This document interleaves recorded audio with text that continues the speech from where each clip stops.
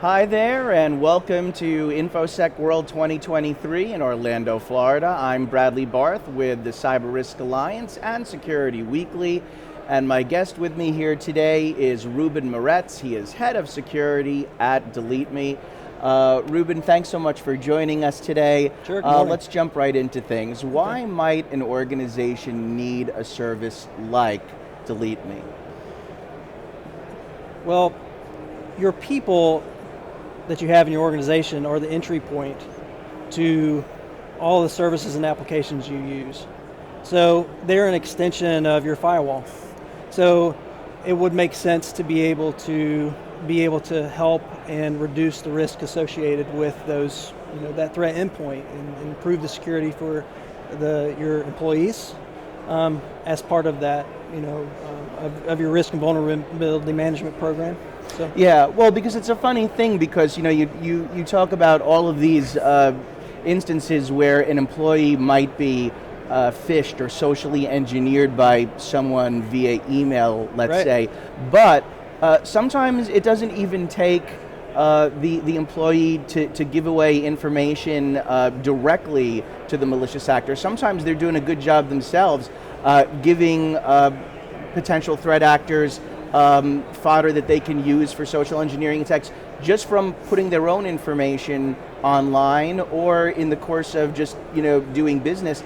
Data is collected on them through a series of companies that they interact with online, through data brokers. Right. And so sometimes you don't even need to maybe have direct contact with an employee. You can, a bad actor can find information pretty easily online. Is that not correct? Yeah, that's where we come in. I think that the lines have been blurred since 2020, really, with the hybrid work environment of working from home, to where you don't just go to office and leave your private life, privacy information at home anymore. It's a collective of the employee, and you don't necessarily know what's out there. So a threat actor can use freely available information on the internet to create a profile of an individual. Right. And it's like, when you can create a profile of an individual to understand them, that's a huge risk to an organization and also to the individual. So being able to, have some quantifiable way to reduce that threat, to be able to reduce the exposure of that PII information that's available to those threat actors on the internet. Yeah. And also from a consumer standpoint, just to reduce the amount of spam and spam calls that are like really annoying from a consumer standpoint is important, but in the end it's understanding what's out there. Right. And DeleteMe helps do that. It helps mitigate that risk, and it helps the individual. And also CSOs and security teams understand what risks are out there that pose that a vector for attack into your organization. So. Yeah, absolutely. Just diving into that a little bit further, explain why security teams should care about their employees' personal information. We've already started hinting at it a little bit, that it can be used in a number of nefarious ways. Let's get into some more specific examples. Well, if I may, you don't have to go far to find breach information on national news, right? Yeah. And a lot of even lately this year, there have been some very prominent breaches of organizations, and I'll use, for example, in February, Activision in particular. Activision had a hack that exposed data for their personnel, salary information, home address information, based off a targeted SMS phishing attempt against one of their HR employees. Yeah. So if you ask the CISO or someone in that organization, or even the individual, hey, would you be interested in mitigating the amount of personal data available out there, including your phone number and things that can target you for that? Would you do that? I mean, after the fact, obviously, I think the answer is yes. But the point is to be able to get in front of it and to mitigate it, because it's not it's a large piece. It's a giant puzzle. Yeah. And each piece of that puzzle contains a little bit of data. And what and what data brokers have done over time through collecting this information with the inability or the lack of action to be able to reduce that exposure is to create this large aggregated data risk, like very deep data analysis that you don't even know is happening, right? So it's important to understand not just individual pieces of information, but how those are collected into a whole to create like a larger risk for the organization. So yeah, and even just as a quick follow-up, I mean, you gave me a great example with Activision. Even if you look more recently with the hack of the MGM resorts in Vegas, that was something where you had threat actors who basically were looking up information about employees through, in this particular case, LinkedIn, but it doesn't necessarily have to be social media. It can be anywhere that you can find information on an employee that you can use to more convincingly impersonate an employee, so that then you can pose as that particular person and then perhaps phish an organization or go after maybe an executive or somebody who controls money or something by perhaps you're impersonating a CEO or a CFO and tricking somebody into maybe doing a financial transfer or something. So there's lots of things that you could potentially do with the information that data brokers make available for each individual person online, right? Yeah, it's when you look at the big picture, and again, I'll go back to the sort of like the marriage of being in privacy, being at home, being in the workplace.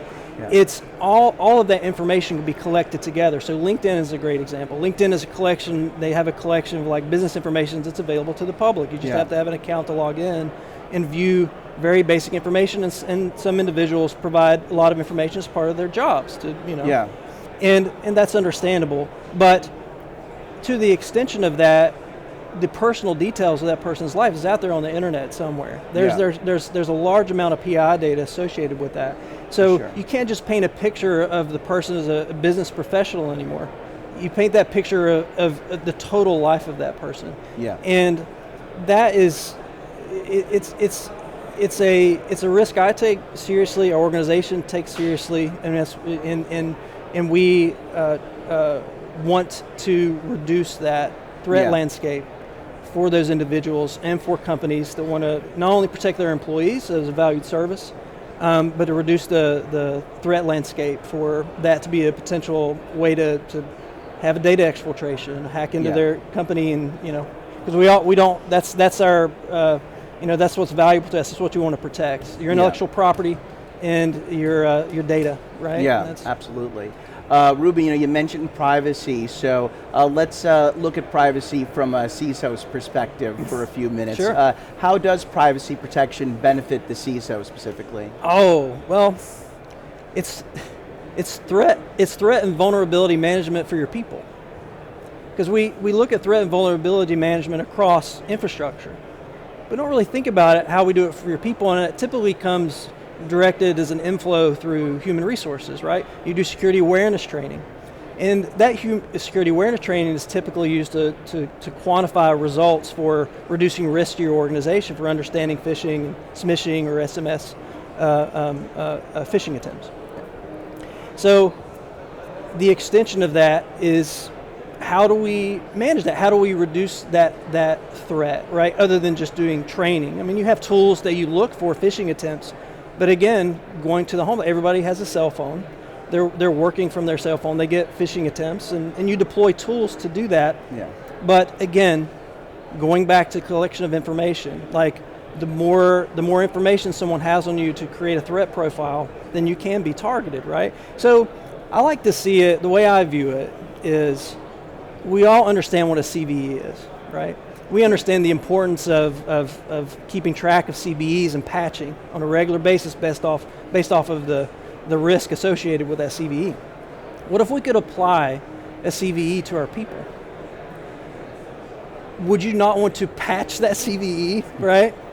The current way, you don't really patch it. You sort of mitigate it a little bit. There's no way to patch it. So we see it as a way, the service is a way to patch the people CVE, So that's kind of to put it in perspective in terms of how we approach it and how you can look at it from a CISO like management perspective, why you would need it. I feel like that's a good, I like the way you put that. That's a good way of looking at it.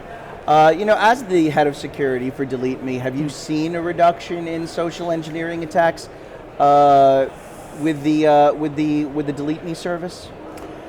Oh, certainly. As most, I've been in cybersecurity for over 20 years now, right? And building cybersecurity programs in particular for startups. And one thing you see results mostly from either your tools, you have to monitor them, which is an aggregation of your training. So you want to see like a very high success rate in the amount of like phishing testing that you do for your employees, or SMS phishing through your security awareness training. But you also kind of look at individual reports, because it's like, hey, if you see something, say something, right? This was a phishing attempt. I got a text from our CEO saying he needed something, a gift card, and being able, you have the tools to be able to see the results of, oh, well, we had this, a certain number of like phishing or SMS phishing attempts reported.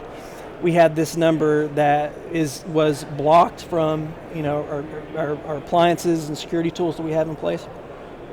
But you start to see a reduction of that over time as more members of your organization. I think it's the longer that you have it there, and the longer that the service like removes data, that footprint off the internet, you start to see a reduction. And I can certainly see it just from my standpoint of working with other organizations over time, the amount of volume based off of our employees, like the number of employees and the volume of those types of attacks that come in is significantly reduced at DeleteMe. So I feel very confident in that it is we have a quantifiable way to show that's making a difference, and it gives me confidence now. We have just under 3 minutes, maybe with the remaining time, just for those who maybe still need to be a little bit sold on the idea of, why do I necessarily want some of the information that's publicly out there and available on the web? Why do I need to maybe see if I can have that removed or controlled in some manner? Can you just paint a picture as to, in some capacity, just how much information on any one particular individual or employee may be out there, or maybe another way to look at it would be, what might be some of the more surprising or concerning pieces of like data points on a particular employee that might be available out there that you might be like, oh, I didn't really think about that's out there and somebody could use that information against me? Well, your name, email addresses, aliases, and phone numbers, home addresses, places you shop, marketing efforts, all these could be collected from individual data brokers, right? Yeah. Eventually, over time, they get shared to create like a picture of who this person is and what they're doing, where they're shopping, where they're traveling, geolocation data. They maybe use a like a throwaway email account so that you're not recognized, right? Or like another phone number, and you think, this is a sneaky way to hide it. They're not going to be able to tie this into who I am. Yep. You aggregate that, and you see that number associated with an alias email address, like a work email address, right? Or another, your primary address you use for like security, for banking accounts, like things that you use, and then it becomes like a lot different. It's a lot different to look at the scope of that and how that can be used to paint a picture of or to profile the individual for a targeted phishing attack. So, but until you see it, we have this idea that we understand what could be out there, right? But it's like you don't know. It's like you don't know it, but you should know it, right? It's part of like gaining, and that's one of our core principles in our missions, right? Is to allow the individual to get control of their privacy and their personal information that's on the internet. And then when you see that, like when you see that amount of information that's out there, piece by piece, that has, hey, they know where I shop, they know they can tie my alias email addresses with my primary phone number, with my spouse's phone number, right? Email accounts associated with like schools and organizations that you may be involved with. Yeah. Right? All of those are important to understand, and to be able to see them allows you to take action, and I think that's where we fill that gap. Absolutely, well put. All right, well, we're going to leave it there, Reuben. Thanks very much, Reuben Moretz, Head of Security at DeleteMe. For those that would like to learn more about DeleteMe, please visit /DeleteMe ISW. From the Infosec World website, so InfosecWorldcom/DeleteMe ISW. All right, well, thanks very much. Thanks for joining us, and for everybody else that's watching, please stay tuned for more live and on-demand content from Infosec World in Florida.